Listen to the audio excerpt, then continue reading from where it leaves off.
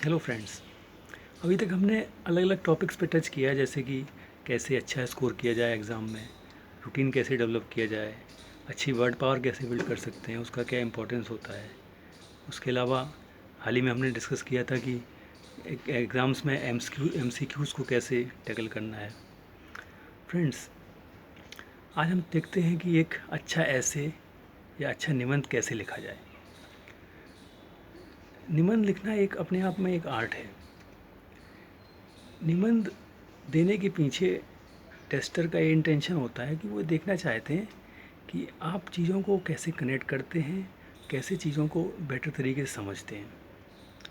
देखिए, जैसे factual questions होते हैं उसमें आपका मेनली नॉलेज टेस्ट होता है। निबंध में आपकी अंडरस्टैंडिंग टेस्ट होती है। फ्रेंड्स, जो कि मेरा एक्सपीरियंस रहा है अभी तक, मैंने जो आईएएस मेंस 3 बार दिया और उसमें मेरे एसेस में अच्छे मार्क्स आते रहे हैं लगातार। तो उस एक्सपीरियंस में आपको शेयर करना चाहूँगा। तो इस लाइन में ये देखते हैं कि जब भी हम कोई ऐसे लिखते हैं तो हमें उसको मेनली 3 पार्ट्स में डिवाइड करना होता है: इंट्रोडक्शन, बॉडी, कंक्लूज़न। देखिए, सपोज़ टॉपिक आता है कि रिजर्वेशन इंडिया में किस हद तक रेलेवेंट है। मान लीजिए ऐसे का टॉपिक है और आप इस पे आपको 300 वर्ड्स का निबंध लिखना है मान लीजिए। तो 300 वर्ड्स का निबंध लिखने के लिए आप इसमें एलेबोरेशन करेंगे। तो आप 300 वर्ड्स को लगभग 10 पार्ट्स में डिवाइड कर दीजिए। ऑन एवरेज 30 वर्ड्स पर पार्ट।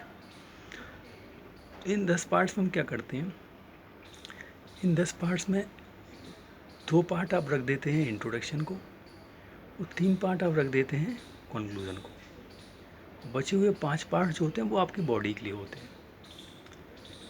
तो अब जैसे कि रिजर्वेशन का टॉपिक है कि रिजर्वेशन किस हद तक रेलेवेंट है इंडिया में, तो इंट्रोडक्शन में आपको रिजर्वेशन का मीनिंग देना होगा और उसका बैकग्राउंड देना होगा।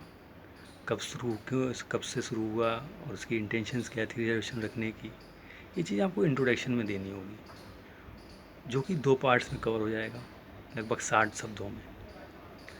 फिर आते हैं बॉडी पे। तो बॉडी में जो है वो रिजर्वेशंस के अलग अलग एस्पेक्ट्स को, अलग अलग डायमेंशंस को टच करेंगे। तो बॉडी में हमारे पास 5 3 15 150 शब्द हैं लगभग। तो आप बॉडी को 5 डायमेंशंस में कन्वर्ट कर सकते हैं। अब रिजर्वेशन के इकोनॉमिक एस्पेक्ट्स क्या हैं, पॉलिटिकल एस्पेक्ट्स क्या हैं, सोशल एस्पेक्ट्स क्या हैं, कल्चरल एस्पेक्ट्स क्या हैं और सोसाइटल एस्पेक्ट्स क्या हैं।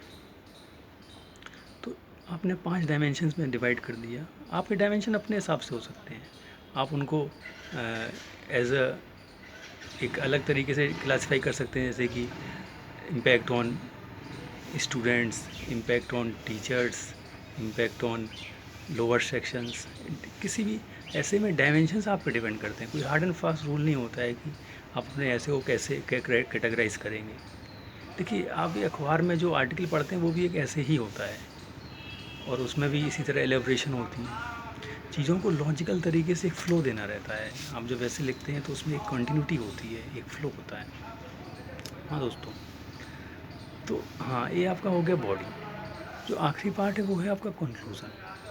कंक्लूज़न में आप फॉरवर्ड आने वाली चीज़ें लिखेंगे, जिससे कि हम कैसे अपने एजुकेशन सिस्टम में क्या चेंजेस कर सकते हैं, इसको और बेटर कैसे बना सकते हैं, इसमें क्या ऐड ऑन किया जा सकता है और जो भी कमियां हैं उसमें इम्प्रूवमेंट किया जा सकता है।